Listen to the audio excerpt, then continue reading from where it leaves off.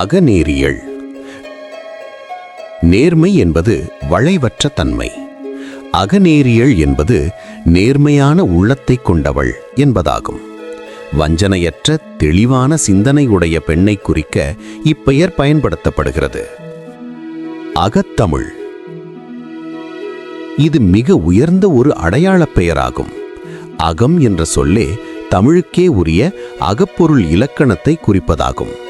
எனவே அகத்தமிழ் என்பது தமிழின் ஆன்மாவையும் அதன் வாழ்வியல் இலக்கிய சிறப்பையும் ஒருங்கே குறிக்கிறது.